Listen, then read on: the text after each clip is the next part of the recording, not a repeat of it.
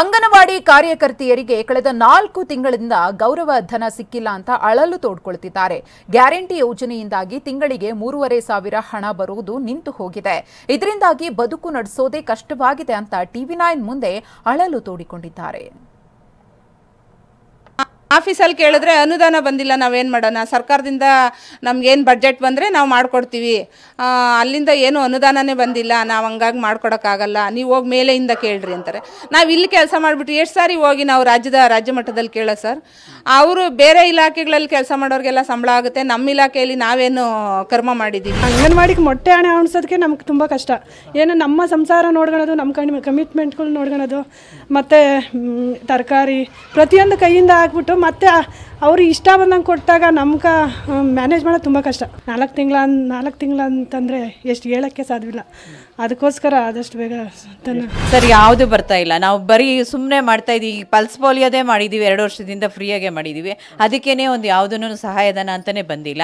ಅದ್ರ ಜೊತೆಗೆ ಇಲ್ಲೂ ಸಂಬಳ ಇಲ್ಲ, ಇದು ಸಹಾಯಧನ ಬರೀ ನಮ್ಮನ್ನು ದುಡಿಸ್ಕೊಳ್ಳೋದೇ ಆಗೋಗಿದೆ ಸರ್.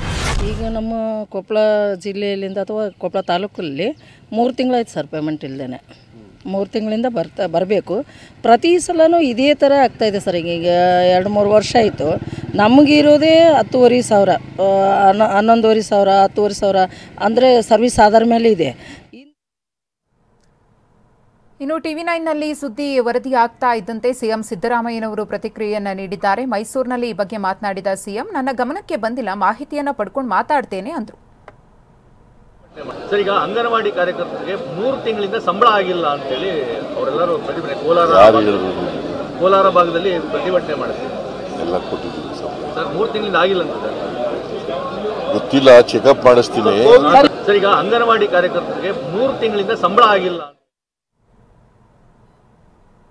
ಇನ್ನು ಇದೇ ವಿಚಾರಕ್ಕೆ ಸಂಬಂಧಪಟ್ಟಂತೆ ಸಚಿವೆ ಲಕ್ಷ್ಮೀ ಹೆಬ್ಬಾಳ್ಕರ್ ಕೂಡ ಮಾತನಾಡಿದ್ದಾರೆ. ಏನು ಹೇಳಿದ್ರು ನೋಡೋಣ. ಈ ಸಂಬಳ ಅನ್ನೋದೇನಿದೆ ಅದು ಕೇಂದ್ರ ಸರ್ಕಾರ ಮತ್ತು ರಾಜ್ಯ ಸರ್ಕಾರದ ಅನುದಾನ ಸೇರಿ ನಾವು ಸಂಬಳ ಕೊಡ್ತೀವಿ. ಇದು ಈ ರೀತಿಯಾದಂಥ ಪ್ರಾಬ್ಲಮ್ ಬರೀ ಮೊದಲನೇ ಬಾರಿಗೆ ಅಲ್ಲ. ಯಾಕಂದರೆ ಕೇಂದ್ರ ಸರ್ಕಾರದವ್ರು ವಿಳಂಬ ಮಾಡಿದಾಗ ಮ್ಯಾಚಿಂಗ್ ಅಮೌಂಟು ನಾವು ಸೇರಿಸಿ ರಾಜ್ಯ ಸರ್ಕಾರ ಕೊಡಬೇಕಾಗುತ್ತೆ. ಕೇಂದ್ರದಿಂದ ಇನ್ನೂ ಬಂದಿಲ್ಲ. ನಾವು ಕೂಡ ಬರೆದಿದ್ದೀವಿ, 3-4 ಸರಿ ಬರೆದಿದ್ದೀವಿ. ಮೊನ್ನೆ ನಮ್ಮ ಇಲಾಖೆ ಡೈರೆಕ್ಟ್ರು ಕೂಡ ಡೆಲ್ಲಿ ಹೋಗಿ ಬಂದಿದ್ದಾರೆ. ಸೊ ಆದಷ್ಟು ಶೀಘ್ರದಲ್ಲಿ ಎಲ್ಲರಿಗೂ ಕೊಟ್ಟಿದ್ವಿ. ಈ 3 ಜಿಲ್ಲೆಗೂ ಕೂಡ ಆದಷ್ಟು ಬೇಗ ಗಣಪತಿಯ ಒಳಗಡೆ ಕೊಡಲಿಕ್ಕೆ ಪ್ರಯತ್ನ ಮಾಡ್ತೀವಿ.